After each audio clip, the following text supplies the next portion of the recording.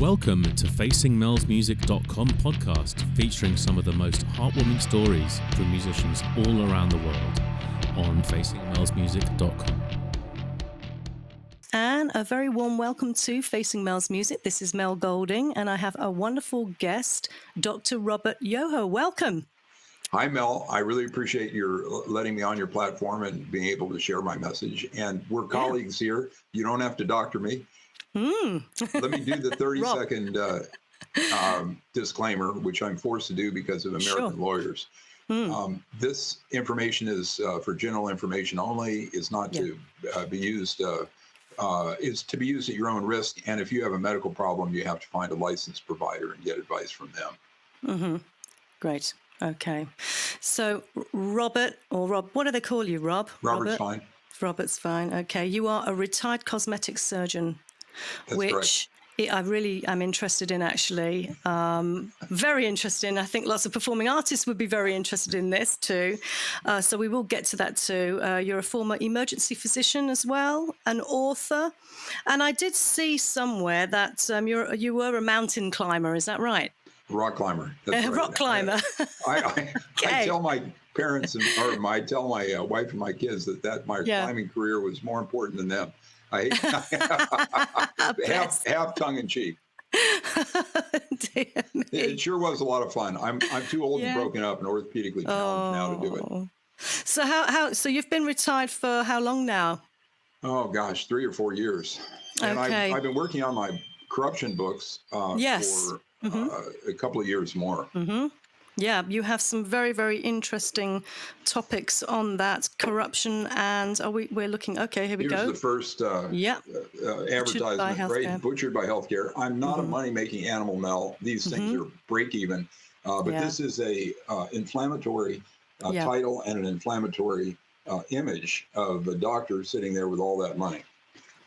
Right. I think the message is right there in the picture, isn't it? That's right. Yeah. Okay. So what are we going to talk about today? We've covered a few things just before coming on air. We are going to talk about the global disease that has plagued the nation over how many years are we looking at now? When did it start? Couple of years now. So perhaps we can talk about that and your thoughts about that, because I believe you've been researching this how long have you been researching this area? Obviously since it came out, but it must have been before because you're a doctor, so you must know a thing or two about disease. I was sort of slow to pick up on this one. And so I'm about a year into my research about this. But and there are people that called nonsense or BS on it from the very start. But let me paint the background story about U.S. healthcare, and it's applicable to Britain too. Okay, go for it. So we spend twice as much on healthcare per person as other countries, right? It's 20% of our gross domestic product, roughly, as opposed to 10% for Britain, France, Australia, Canada. And despite this, we have horrible results. We have earlier death, lots of chronic diseases. And I think that these services that we render are 50% either useless or actually damaging. And this is the reason why we have such bad results. Right. And we have an industry that is the most criminal industry in history as measured by their settlements with U.S. federal prosecutors. It's called Big Pharma.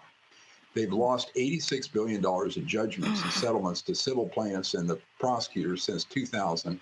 And they have many thousands of criminal records. Wow. And so the payoffs have their own Wikipedia page of shame for the top 22 drug makers. And we have 3 of these entities, Pfizer, Johnson & Johnson, and GlaxoSmithKline. They've paid settlements in excess of $2 billion each. And Pfizer's had an anti-inflammatory that caused 50,000 deaths.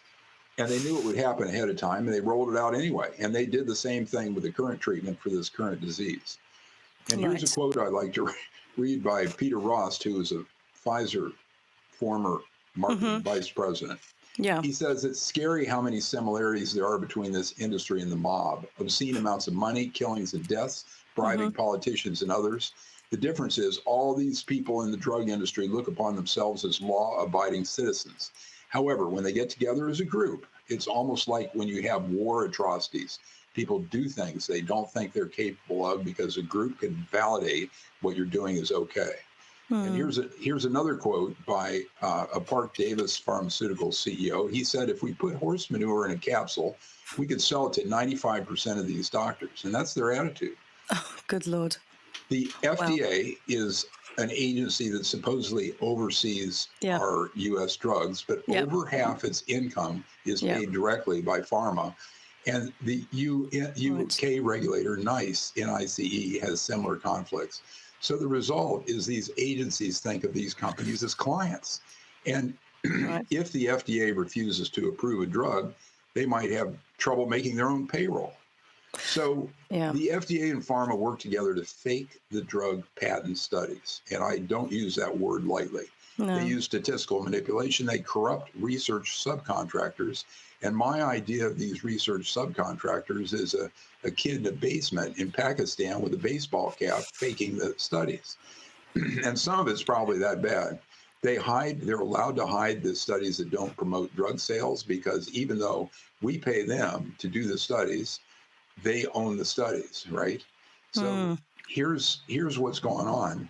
Peter Gurcha, who's a European, one of the founders of Cochrane Reviews and one of the most respected sources in medicine, he said the pervasive scientific misconduct has led to a research literature where one has to dig deeply to find the few gems in all the garbage.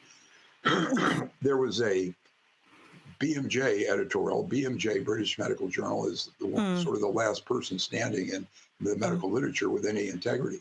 And the medical journal article title was "Time to Assume That Health Research is Fraudulent Until Proven Otherwise." That was last year. Wow. And so these journals are prostitutes. Their editors are paid hundreds of thousands of dollars each. And corporate ghostwriters fabricate more than half of all drug studies and even some textbooks. And the quote authors are paid huge fees just for the use of their names.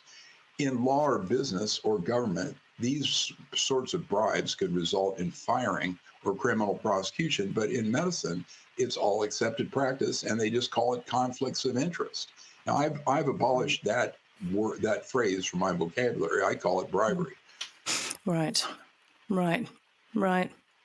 Yeah, it's very scary. And you mentioned some huge names there. You know, and you talk about Pfizer. I mean, just thinking and reflecting back on all of this, there was always a lot of conversation here and the conspiracy theories that were going around, and nobody knew or understood what actually was really going on. I mean, what really was going on? I mean, what do you think was actually going on? What is it? Because people talked about the reset button as well.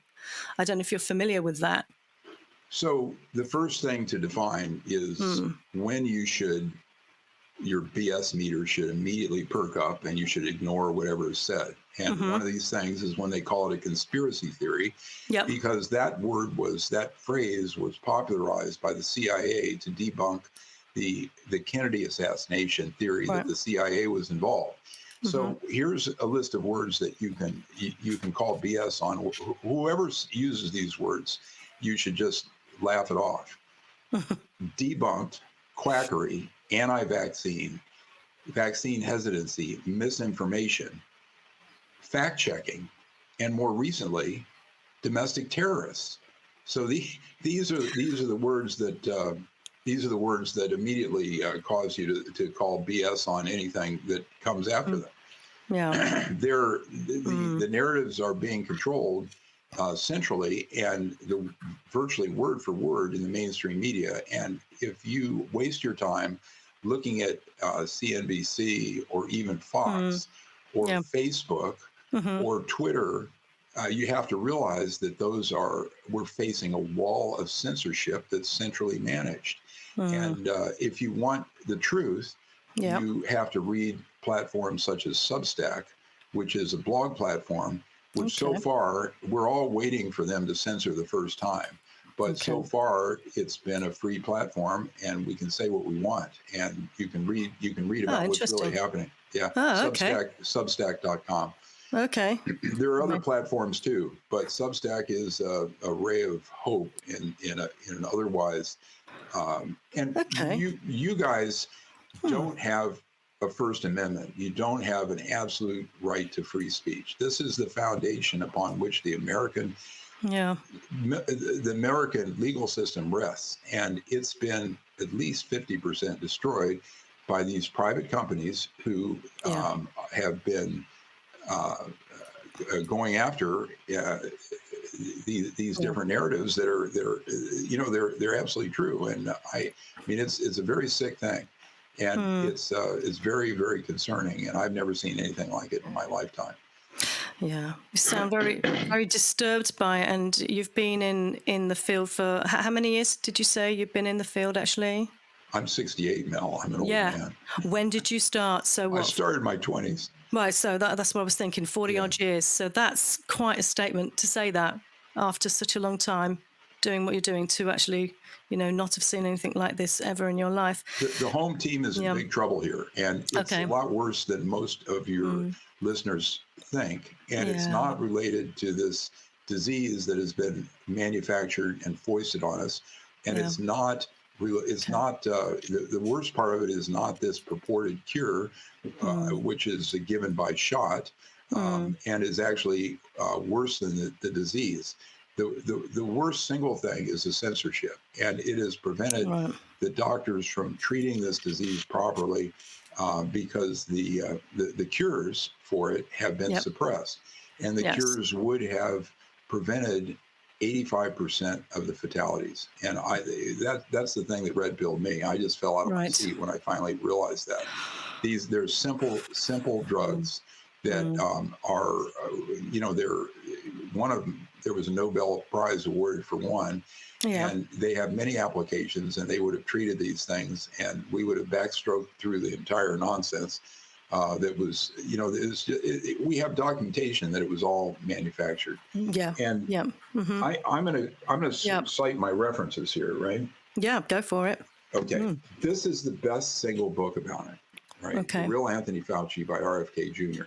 And this thing was the worldwide bestseller, despite being suppressed by these sources that are part of the cabal, I call it, such as the New York Times. They didn't review it once. But this book, I mean, it's just fantastic. It's well written, and it's easy to understand. And it's still selling a lot. It's sold over 1 million copies, despite the censorship. Interesting.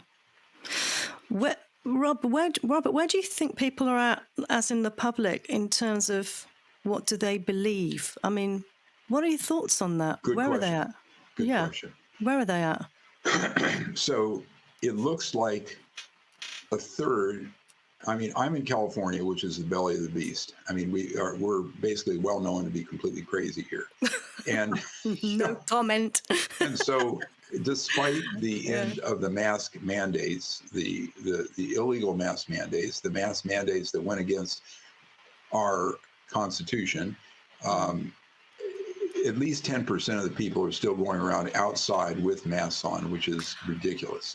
And these little kids have been trained to wear the masks all the time. I mean, I feel sorry for them.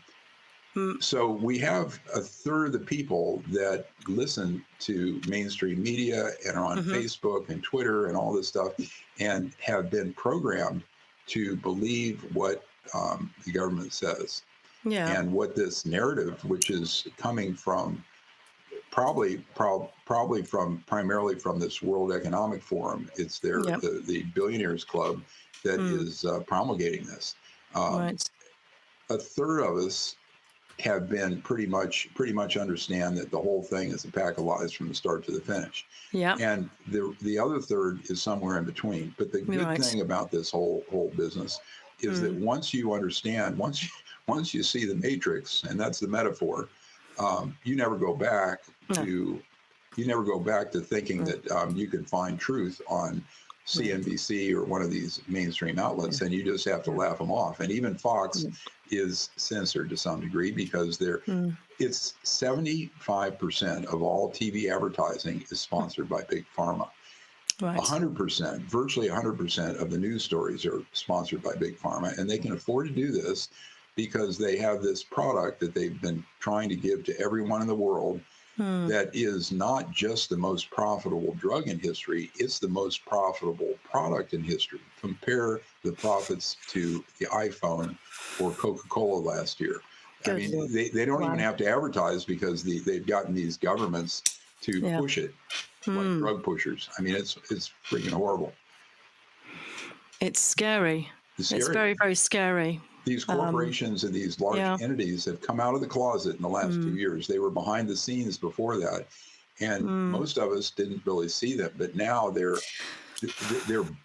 been emboldened to the point where they're telling everybody what they're up to. And I mean, that's the scariest part of all. They think they can't lose. But our job is to stand up and get a groundswell of opinion about it and boot them out of the narrative. I mean, I suppose I'm just sitting here reflecting on all of this. It's not really my area, but I've lived through it, as we all have. And just to watch the diversity in responses, the word brainwashing comes to mind. It's this brainwashing, it never made sense. Why you could sit down. I mean, one of the rules, I don't know about over there, but one of the rules here was, now we don't have anything, by the way. That's it. We're all done with it. It's gone. That's it. So we're living with it. Get on with life. So we don't have to wear any masks or anything like that anymore. But there was a time when they were kind of opening up to normality from the lockdown. There was a transition period, okay? Through this transitional period, you were allowed to eat at a restaurant, all right, and have your mask off, but only when you got up to walk to the restroom, as you call it, okay, you had to put your mask on. Where's the logic in that? I mean, we have 200 mass studies. They all say it's nonsense. Viruses go right through that thing, and I mean, it's just it's ridiculous. And we were preventing a disease which really was what we call in California a nothing burger, if the proper treatments were available and promulgated. I mean, it's just it. But you mentioned the word manufactured before. Yeah. So there. I don't have the copy of my book here, but there's a book called COVID-19 and the Global Predators by Peter Breggin, Breggin, and Ginger Breggin at Breggin.com. Yeah. And that book early on just went to internet sources and was able to document the exact tracing of the funds, the emails and so on, that proved that Fauci funded the Wuhan labs, which manufactured this virus. Now, we don't know whether it was released on purpose or accidentally, but if it was released accidentally, it was certainly has been purpose made for a Chinese takeover of a lot of things, and it has been tremendously destructive for America. And the Chinese communists view America as their enemy, and they have tried to burn down the bastion of freedom and law that is really the only one left in the world. And half of our country isn't working anyway. Fortunately, we have states' rights that allow places like Florida and Texas to function almost as independent entities. But no, we have clear information that this thing was synthesized in a lab. There's information from the genetic makeup of it, and there's information that was funded by Fauci. And Fauci is responsible for nearly $1 trillion, $1,000 billion of funding for biomedical research. And he has had a tight control over this thing for many decades. And I'm amazed that with RFK Jr.'s book, that he's not locked up and serving time already. I mean, our rule of law is broken down to the point where the judges are afraid, the courts don't work. But that they are really our hope here that some of these lawsuits will break this stuff open. I mean, our Pfizer document dump, which you read about, they wanted to reveal they conspired with the FDA to and the FDA really is a marketing branch of Pfizer and other drug companies. Yeah. But they were conspiring to attempt to release these documents over 75 years. But the documents that have been released absolutely proved their culpability, their foreknowledge of what was essentially a genocide. And Right. even in the first 2 months, there were 1,200 deaths. And your listeners, I'm sure, are familiar with the vaccine history. And basically, Yeah. if there were 50 deaths in any vaccine, the thing was pulled from the market and thrown in the wastebasket. And Yeah. but for Yeah. this one, it's been allowed to continue, and Yeah. it's an unbelievable story. I mean, it's just, Yes. and the doctors, let me tell you, Mel, this is not over, and you think that things have normalized, but behind the scenes, there are Yes. many negative trends. And for example, in California, they're Mm. trying to pass a law right now that says that if doctors mention any negativity about these therapies or uh, uh, Yeah. or this supposed The disease, disease. Yeah. they can lose their medical license. So they're all scared to death. I mean, these guys are not bold people as a group. Wow. They're very bright. It's the largest group of bright people in America. There's 1 million of us, and their average IQs are 130. But Yeah. they are trained to follow the leader like ducks Yes. behind another duck, and so that's the Yeah. way it works. It's scary, especially, when I think of America, I think of the land of freedom, the land of opportunity, freedom of speech, freedom to be. But from what you're describing, it doesn't feel like that. It's in better shape than the rest of the world. Canada just took, they just banned all their handguns. I mean, it's just horrible. And our Second Amendment, Yeah. we're having these shootings which are related to the Yeah. SSRI class antidepressants, which cause violence and they cause suicide. Right. And the lockdowns have stimulated more prescribing of this stuff, and there are even there's some question about whether these people are being groomed by these sources which are trying to take away the guns and assume totalitarian control. If this is too much for your audience, all this stuff sounds like I'm crazy. No. What you should do is get into my Substack and read the articles I've written about it, and you can bring yourself up to speed rapidly. And the address of that is Robert Yoho, RobertYoho.substack.com, and you can look at the archives and you can read the recent history. I will tell you something about when it was locked down here, and the attitude of the people over here. I mean, they were freely speaking about what they really thought. So they weren't really treading carefully. I mean, there was some funny videos going around actually on YouTube and TikTok and all these social media platforms. But a lot of people did think it was all a load of rubbish. Basically, it was just all lies. That actual the feeling, the consensus of the public.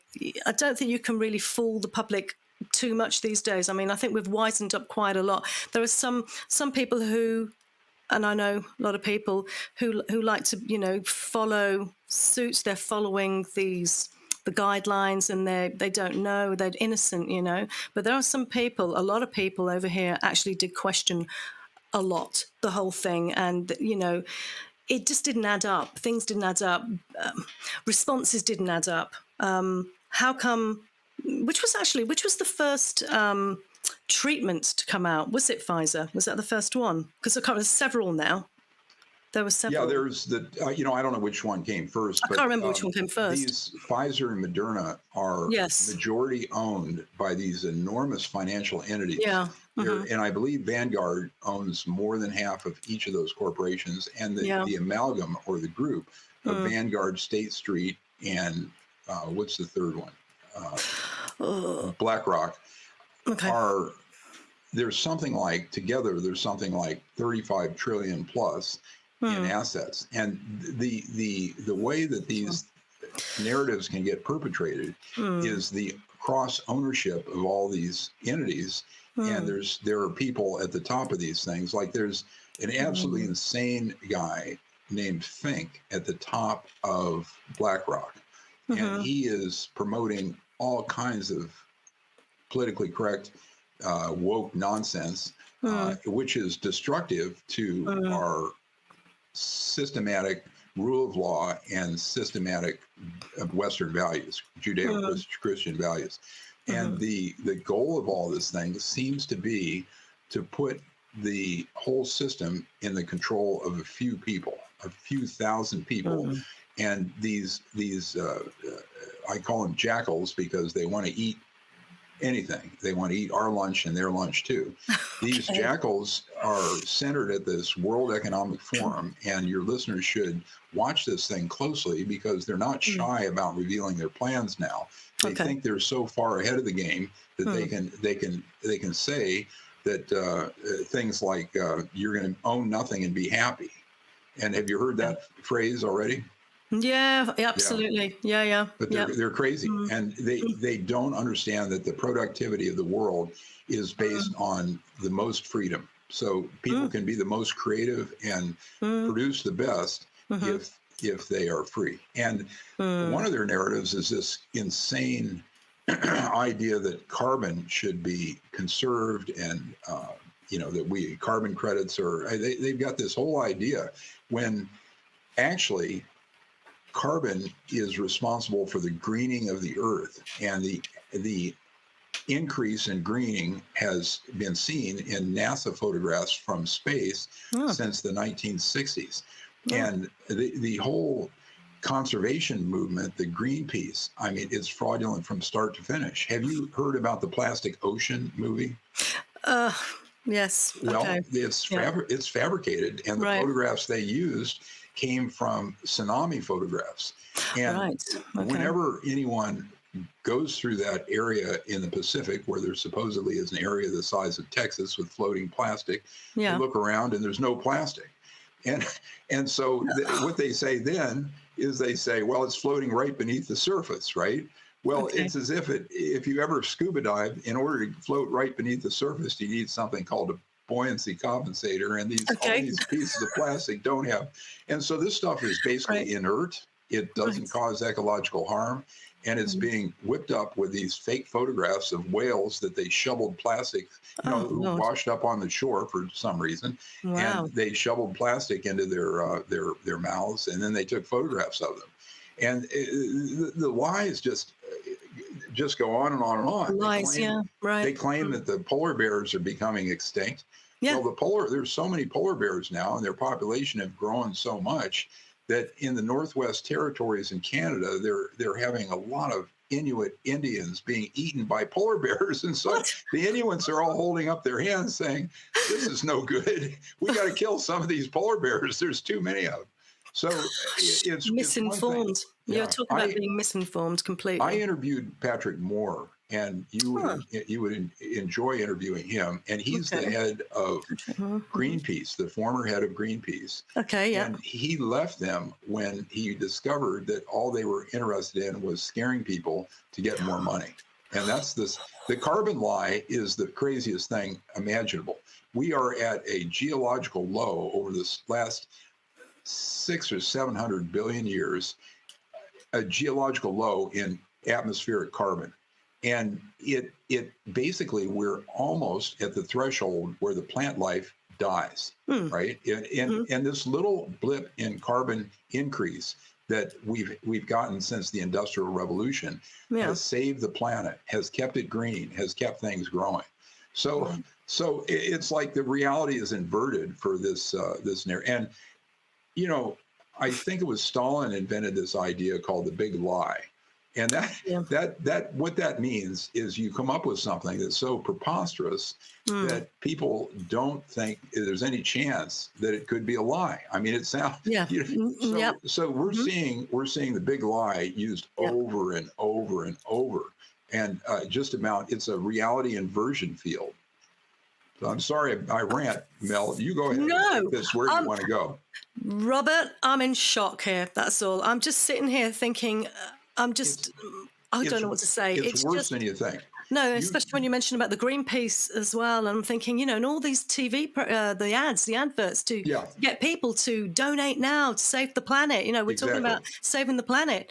What's all that about then? I mean, it's just put a question mark over everything. Greenpeace is a sociopathic organization, and they're into, being destructive, kicking in windows, and basically telling lies to get more money. That's the story from start to finish. And you don't have to believe me.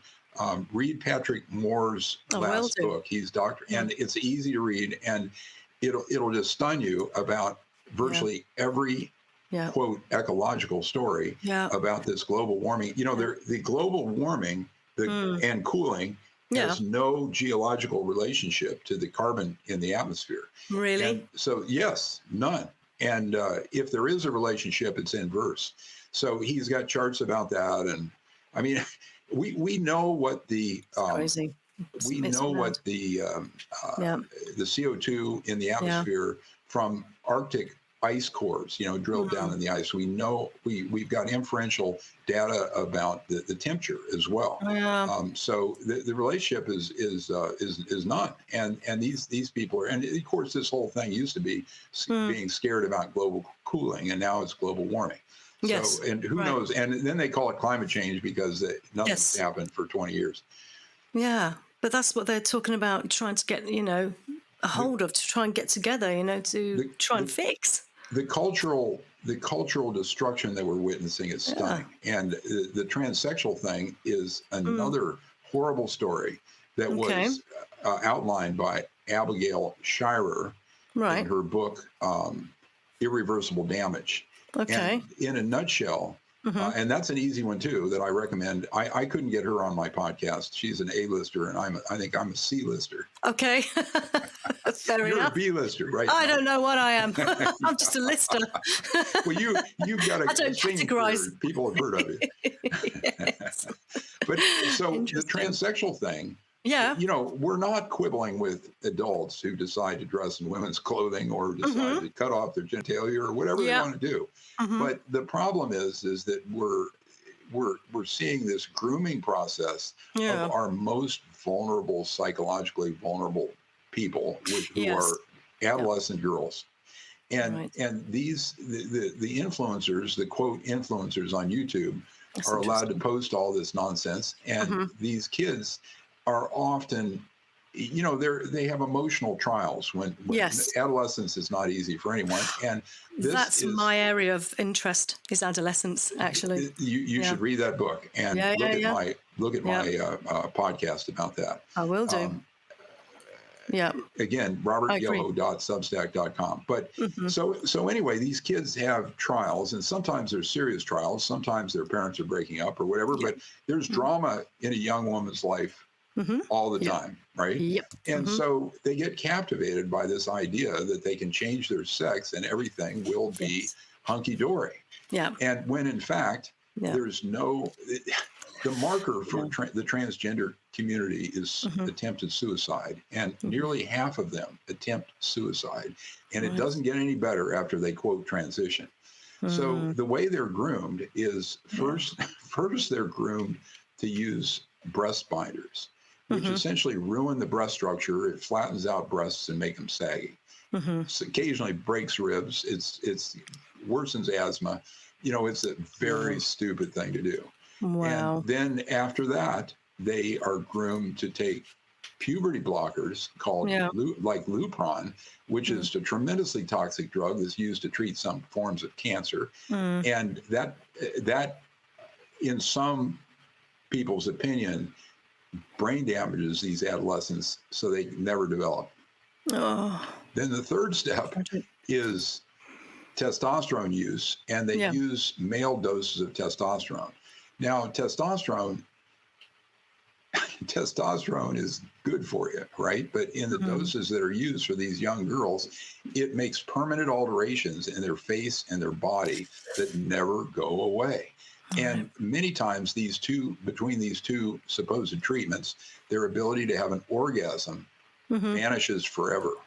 These people are not happy. And some of them get into the surgery, and the surgery is barking insane because the the doctors who do the surgery, they don't insist on, for the most part, don't insist on psychological evaluations. They're referred by these clinics, Right. which are now, these drugs, these Lupron and the testosterone, are paid for by the colleges, by Obamacare. Really? Oh, Yes, wow. by Okay. Obamacare, because the theory Right. was, since they were willing to supply contraception for free, Oh, I see. then they're okay. So the Okay. surgery, which is Yeah. often botched, Mm-hmm. it puts the urine flow through the clitorises, which permanently enlarge with testosterone use. And Right. you can end up with a situation where you've lost all the tissue down there because the surgery didn't work, and you're in the same position as Oh, a Muslim girl who's had all that stuff cut off with a pair of garden shears when she's like coming 6 of months age. old. Oh, Yeah. gosh. Really as young as that. My goodness. Yeah. Wow. Wow. That is, I mean, you're so knowledgeable about this. I mean, have you had to deal with this scenario before? Because one of my questions was going to be around your career as a cosmetic surgeon. I mean, We can talk yeah. about that. Yeah, I I'm can stand very to talk about interested. that. Yeah, no, I'm interested in that too, and about what you've had to deal with, because you mentioned about the ethics, and I'm interested in the ethics around all of this, because it just doesn't seem ethically correct, any of it, really. I mean, it's Yeah. very, very questionable, I should say. These You know. surgeries, these are Yeah. the only plastic surgeries that change function. This idea that they're putting the urine flow through the, Yeah. and they get, the Yeah. other thing that I forgot to mention Yeah. is the step along the way after they get started on the testosterone therapy. Yeah. Is Right. they have this euphemism called top surgery, right? Which means cutting their breasts off. Oh, And God. so with this thing, they end up with a Yeah. horizontal scar below the nipple, and Yeah. the nipple is usually off-centered. Yeah. Or if Okay. they reconstruct a new nipple, there's no sensation. So this stuff is irreversible. These girls are depressed and angry forever, and they start off with psychological disturbances that they usually grow out of. Yeah. But then they end up with they're deformed, and they are neither fish nor fowl. They're not women and Dear. not men. They retain a delicacy that Right. is easily observable to any smart person. You can see these people are not men, and they get hairy, and they start to smell like men. I mean, it is a strange thing, and maybe it makes sense for a certain number, but they are converting in mass in America because of these YouTube people who, now those people should be censored, in my opinion, right? Because they're groomed, and they hysteria in young women is Yeah. a phenomenon that we know about since the Salem witch trials, since the McMartin cases. Are you familiar with the McMartin cases? No. Well, we had this thing probably 30 years ago, Yeah. where we had these kids that convinced, they were sort of groomed by the interviewers and the prosecutors to claim that their caregivers in Santa Monica had taken them down to basements, and they never identified exactly where they were, and raped and subjected them to satanic rituals and all this stuff. And these people went to jail for years, sometimes decades, and that whole thing is passed, and that's called the recovered memory phenomenon, and it's been completely discredited because, for example, there's no known cases of Jews or other people involved in the Holocaust who had a memory that was suppressed and later recovered. Right, it's all documented, right? So these things have gone by the wayside. The supposed perpetrators have been let out of jail. Yeah. And on a personal note, I was seeing a psychologist at that time Okay. who spent my money trying to convince me that my mother had raped me. I didn't have any memory of it. I didn't have any memory of it, but we spent a lot of time talking about that, and I was almost conned into that. But, Oh, my not goodness. quite. Yeah. Rob, that's So just young shocking. women's hysteria is something Hysteria, that that's we know interesting. about, and they grow Yeah. out of. And you guys Hysteria, huh? are empathic. You have Yes. skilled we have that are emotional in nature. Yes. And this is part of it. And, you have to go through these stages to develop and become a woman. Yeah, it's when you talk about that stage in adolescence, which is well, I'm very interested in that. That's part of my. I'm doing a PhD myself. Actually, I'm having a rest, a bit of time out, but that's an area that I'm interested in looking at more when it comes to identity development, because that's the process of change, isn't it? And I've dealt with. I've helped some transgender people, trans men, trans women, and some of them have been quite young, and I've always wondered, are you ready? Do you really know what you want yet? They're groomed. Give it time and or they're not satisfied potentially. I mean, I don't want to disrespect anybody who is of the LGBT group at all, but I always say, as I'm a therapist and I have given therapy to this group of people, I always say delay. Know who you are first. Let's look at this area, look at that area. Let's not go do anything drastic. And it's so important to go through that psychological process before you actually go and do the surgery, because surgery that's it. There's no going back. So or take the meds. The meds. Oh yeah. Too. Sure. Under 18 or more probably under 21. We all develop until we're 21, maybe even 22 or 23. Under 18 or under 21, this is clearly criminal child abuse in my mind. Right. To do this surgery, to give them the drugs, the whole thing. But there nobody's in charge here. The inmates are running the asylum. Really? And this stuff is ubiquitous in America now. Large groups of kids, these girls convert in mass. They're influenced by peer pressure. This is another area I want to look at. Exactly that. And that's kind of what I wanted to talk about with your, being a cosmetic surgeon, about the peer pressure. Did you come across clients, patients who you felt actually you're just pressured into doing this, but really this isn't what you should be doing? Or you must have come across some ethical dilemmas there, I'm sure. It sounds like you have done. Because you must have a conscience there somewhere.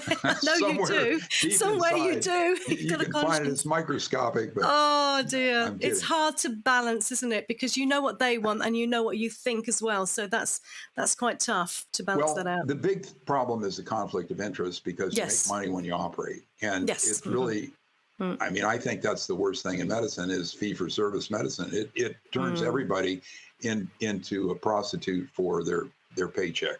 Right. But, we're well-trained and we all try to be ethical. And the doctor thing is so consuming, it's very hard for me to throw stones at doctors. I mean, with the Obamacare, we have been forced to spend probably on average of 35 to 40% of our time clicking on computers just to get paid.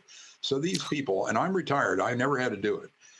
These people go home and they mess around during the time that they should be spending with their families and try to get the little boxes all checked.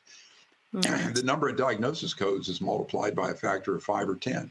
I mean, it's just insane. And the insurance companies are trying to ride herd on it a little bit because everybody's a greedy animal. Everybody's trying to get paid as much as they can. Yeah, of course. As far as the ethics of cosmetic surgery goes, I as I matured, as I got to be an old man, I mainly dealt with old women. Oh, really? Who want to go backwards? Okay. Well, anybody can use a set of boobs if they don't have any. And Mel, it's an arms race out there. You've heard about the nuclear arms race where you try to acquire more. Well, the size of the boob gets you more attention. And I think sometimes, won't be able to walk. Sometimes I think it's not the right kind of attention. Sometimes I think it's a WTF attention rather than like, wow, that looks great attention.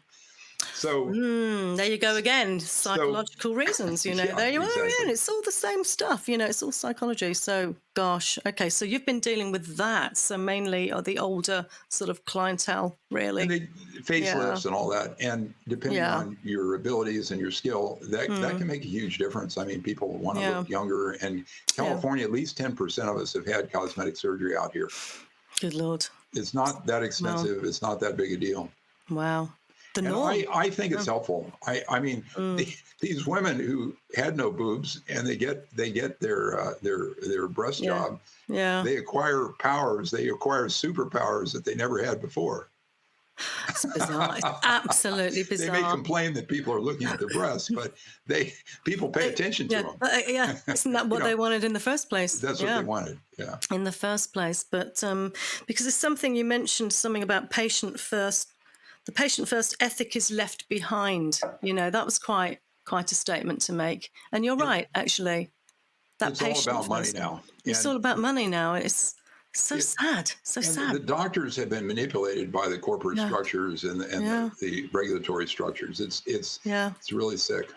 And they've been put in a position to be like this too. It's not that it seems like that's the way it is. Well, you've got to make a buck, haven't you? You've got to make a living. You've got to make some money, and it's just awful. Psychiatry is probably the best example, because what's happened with them is they have this thing called the DSM, which you know all about, right? The DSM book, the DSM-4 or 5 or whatever the heck it is. Okay. It's diagnostic and therapeutic, statistical and therapeutic manual or something like that. Okay. But anyway, this is fabricated by doctors in the pay of industry, and essentially it's a drug marketing book, because psychiatry is turned almost entirely out of the counseling, out of the psychotherapy, out of the talking therapy, into prescribing a drug every 10 or 15 minutes. And the problem is these things are tremendously toxic. And this is hard to believe, but they've never been subjected to sugar pill controlled trials. And just think about that. Every other drug, in theory, right? Yeah. The FDA adulterates the studies, but every other drug is supposedly subjected to trials. Well, these things, it's all soap bubbles made up by psychiatrists, virtually. I suppose there must be a trial somewhere, but the reference for this is Robert Whitaker's book, Anatomy of an Epidemic. He wrote that over 10 years ago, and it still holds true today. Okay. So the psychiatric drugs, because we really don't know much about them, except for they cause heavy duty brain effects, and they're not specific treatments for the diseases that they treat, depression, anxiety, and so on, but they do change your brain, and they are tremendously addictive. To get off of the Prozac class, the SSRI class drugs can take months to years of tapering doses, and many people who've been on these things for a few years are stuck on them. They are absolutely stuck on them. So you're seeing that, and they're not responding normally, and they when you're taking those things, it's hard for you to grow emotionally in the way that you would if you're not. Absolutely right. Absolutely right. And it's not actually fixing the real problem anyway. You're not really looking at the root cause of the problem. You're avoiding it. The root cause is something that you probably have to change in your life. Of course. So to go over the psych drugs, I mean, it's a dark, dark story. There are 4 main psych drugs. The SSRIs cause violence and suicide, and that's the root cause of. And I've got an article about that in my Substack, posted recently. They can get into the archives, but they cause they're the root cause of the mass shootings we're seeing in America. And they again, the addiction. They don't have opioid style withdrawal, but people have tremendous anxiety and depression when they try to get off these medications, which they mistake for their need for the drug. But what happened was the drug brain damaged them. So we've got that class of drugs. We've got the atypical antipsychotics, which psychiatrists pass out like jelly beans. And these things shorten your life by 2 years. No, I'm sorry, 10 to 20 years. What? 10 to 20. True story. The Really? references are in Butchered by Healthcare. Zyprexa is the first of these, right? So you're familiar with these things because you deal with patients that are being damaged by these drugs. You're doing the counseling on patients who are. Then we have the amphetamines class drugs that we have probably a third of our college students on that have been shown in rat studies to shrink the brains. And virtually every authority who initially recommended these things has turned around and backed off and said they're a net harm. They've been known to be tremendously addictive since World War II, when the Japanese used these drugs as for their kamikaze pilots to dive into the ships. My And God. I don't know whether you knew this, but Japan, if you go to Japan with a prescription for Prozac in your pocket, Yeah. they can put you in jail. They don't believe in it. They're Really? sensible about the whole thing. Yeah. Good Lord. Wow. Yeah. No, I believe you. I mean, you've researched all of this. You really know your stuff. I It's will be been an looking at your. obsession, Mel. Yeah. Yes. I can imagine it's consumed your life, has it? Have you had time for family? Well, my kids are grown, and I've Right. got a wife, Yeah. and basically, the thing became an obsession 5 years Yes. ago, and I haven't quit. And I No. write and Good. podcast and blog Good. and so on 60 hours a week and try to network about these problems. Good. Because this is for the good of the public. This is for the good of the people. This is your ethics, right? I think I'm trying to atone for a career Yes. of doing cosmetic surgery with liposuction and breast augmentation. I'm kidding. It's a very interesting career. Yeah. I can't imagine what it must be like to actually be performing all this surgery. And gosh, you must feel quite immune to the body now. I mean, sort of like, do you feel it's like if a woman comes up and wants some surgery, it's just a lump of flesh? I mean, there must. Is that the way it is? I don't know about that, but it certainly. Are you dealing with a person? It's not a turn on. Yeah, it's not good. a turn on. I'm That's 68 though. I'm over the hill. You're not dead yet. I'm coasting down the other side. I had a total shoulder replacement a week ago. Oh dear, that's funny. Did you? Yeah. Oh, easy. okay. Oh, Great really? surgery. Yeah. You're Feels better brave. than the other surgery now. The other shoulder. Very, very brave. Yeah, my parents are 70 years of age, actually. So, yeah, but you're much more interesting than them, I have to say. You've got a lot more to talk about, Robert. Oh, my God. Well, they should stand up. I mean, they should, get out in the streets and and try to save the world like I am. Yeah, absolutely. I mean, one of the questions, I think I've asked this, have you been faced with any ethical dilemmas when asked to perform cosmetic surgery? There's constantly the ethical dilemma if you don't think the patient's going to do any better. And usually you can get out of that by saying, I don't think the surgery is going to improve you. And that can mean psychologically. The patient thinks it means physically, but that's my wife invented that phrase, and it works pretty well. Okay. We have people that are obsessed with things that are inconsequential, like they just get obsessed with one little feature, and they can never be satisfied. And you may do a little correction surgery on it, but if you're a sharp observer, you can identify them pretty easily. I don't know whether you've heard of body dysmorphic disorder. Oh, yeah, of course, yes. Well, we see a fair amount of that in cosmetic surgery, but most of our patients are just ordinary women who want to look better and want their husbands to be more attentive and want more power in their lives. Okay, and I suppose with that, I mean, and they're older, they've lived through the lives, so I think I can sort of like take that a little bit more than the young person actually who's looking for the cosmetic surgery. I mean, there's been stuff here. There was someone who actually had their cheeks done, and I can't remember who it was, but it's ridiculous. I mean, I worry about how they see themselves, and it's all to do with these, a selfie, when they do selfies. So they're holding the phones up and they're looking at themselves with the phone. They're seeing themselves in a certain light, and they're actually wanting to change their faces just so that they can correct that look in the camera. But when they're walking around, airbrushed photographs of stars too. Well, there's that too. Photographs are altered, or all this kind of idealized. But to change the structure of your face, to change the structure of who you are, physically, that really, it worries me very, very much with young people in particular, because they haven't grown yet, I've got cheek implants. You have cheek implants? Yeah, you can feel them. They're plastic. Yeah.